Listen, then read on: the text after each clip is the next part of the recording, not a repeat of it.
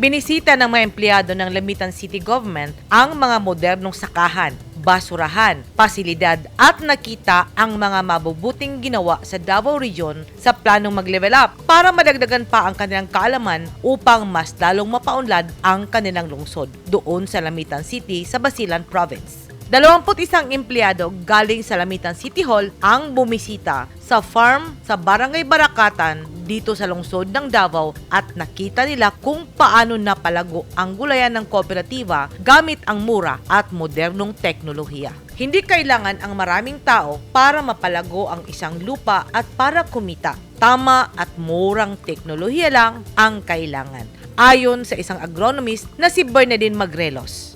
Nitapils irrigation system. Muabono na siya dito sa area. Ang advantage ani nga technology ma'am, labor cost, kining efficiency, kining material cost ma'am. Galing sa isang upland farm, dinala rin ni Davao City Councilor and Agriculture Committee Chairperson Marisa Salvador Abilia ang mga bisita sa Makatabo Farm sa Baguio District kung saan makita ang klase-klaseng gulay at pananim at paano pinili ang mga gulay para sa lupa at paano ginamit ang mga dumi ng hayop at maging abono sa kanilang pananim na siya namang ginagamit sa kanilang training center at sa restaurant.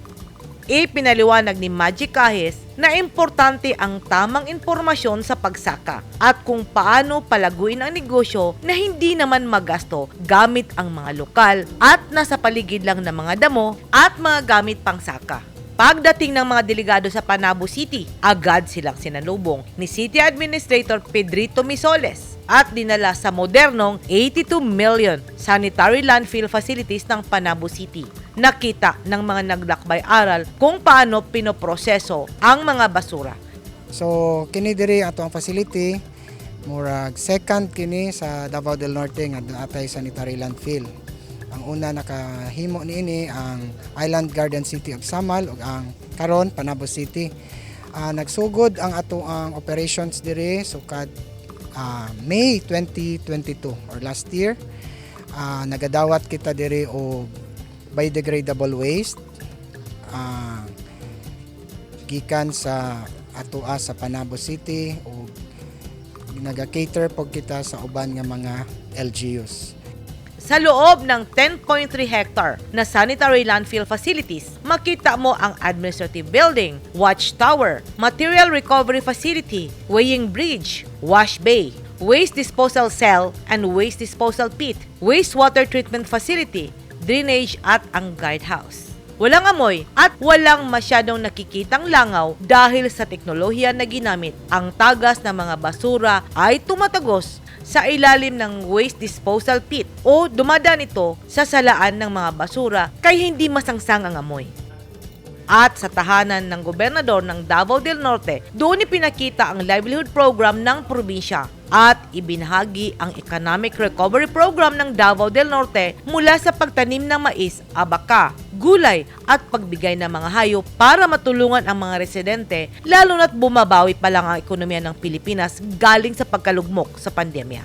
Kahit Sabado, mismong si Davao del Norte Governor Edwin Hubahib ang humarap sa mga bisita at ibinahagi kung paano tinatawid ng probinsya ang hamon ng panahon.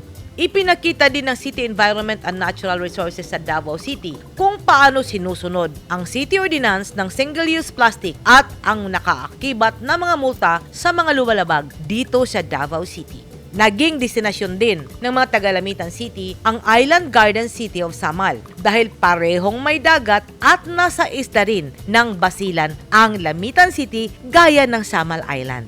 Sa Samal, napakita ng lokal na pamahalaan kung paano ginamit ang environmental users fee para mapalago ang turismo ng kanilang isla.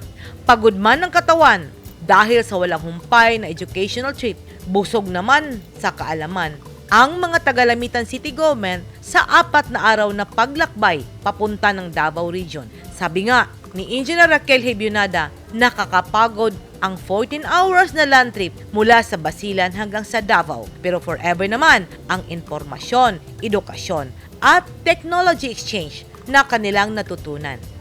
Sulit ang pera na nagamit sa biyahe at sana magamit ng lahat ng bumuo ng delegasyon ang kanilang natutunan para sa kanilang mga kababayan. Edith Caduayan, News 10 Philippines. Stay safe!